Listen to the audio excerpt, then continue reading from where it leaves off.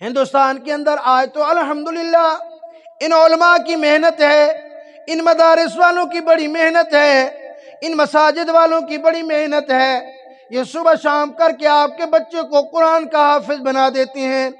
آج یہاں چتالی اڈے کے اندر آپ دیکھ لو کتنی مساجد ہیں، ہر مساجد کے اندر اللہ کا قرآن کا قاری پورا قرآن سنا رہا ہے، پھر بھی قاری اور حافظ بہت سارے ایسے ہیں۔ یہ مدارس کی محنت ہے۔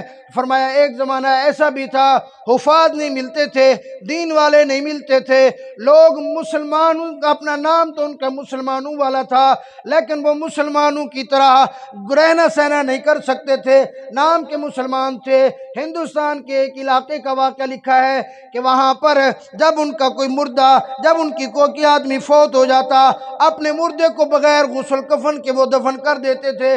ان کو پتہ ہی نہیں ہوتا تھا کہ اپنے مردے کے ساتھ کرنا کیا ہے۔ فرمایا ایک دفعہ ایک علاقے کے اندر ایک بوڑھا بزرگ بابا فوت ہو گیا۔ اس علاقے میں پوسٹ مین آیا ہوا تھا، یہ جس کو ہم ڈاکیا کہتے ہیں۔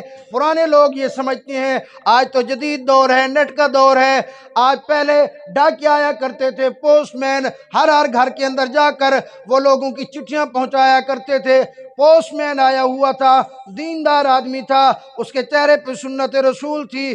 تو ان علاقے والوں نے اس کو کہا ہمارا ایک بابا فوت ہو گیا، آپ تو ویسے آ گئے، مہربانی کریں اس کے غسل کا انتظام کر کے، کفن کا انتظام کر کے، اس کی نماز جنازہ پڑھا کہ آپ اس کو ہمارے ساتھ دفن کروا دیجئے۔ اب وہ بھی نیک آدمی تھا، اس نے کہا ٹھیک ہے۔ اب اس نے وہ کام کر دیا، اس کو دفنا کے وہ چلا گیا۔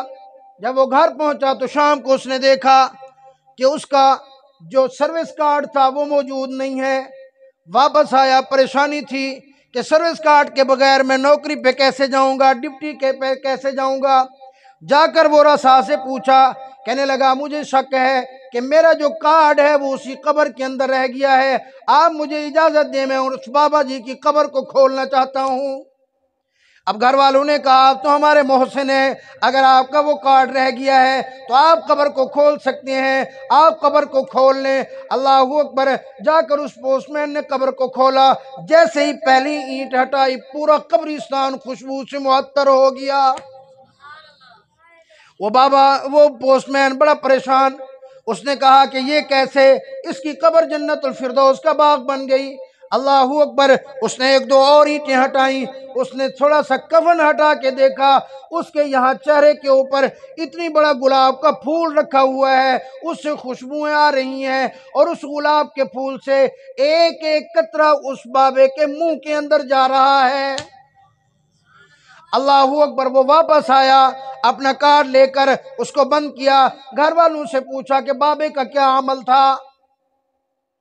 گھر والوں نے بتایا کہ اس کا تو کوئی عمل نہیں تھا، یہ تو بیچارہ ان پڑھ تھا، نام کے مسلمان ہیں ہم لوگ، اس کو تو پتہ نہیں پورا کلمہ بھی آتا تھا یا نہیں آتا تھا، کبھی نماز نہیں، کبھی روزہ نہیں، کچھ بھی نہیں۔ اللہ اکبر۔ اس پوسٹ مین نے پوچھا پھر بھی دیکھو تو صحیح کوئی ایسا عمل، صبح اٹھ کے کیا کرتا تھا، اس کے بعد کیا کرتا تھا۔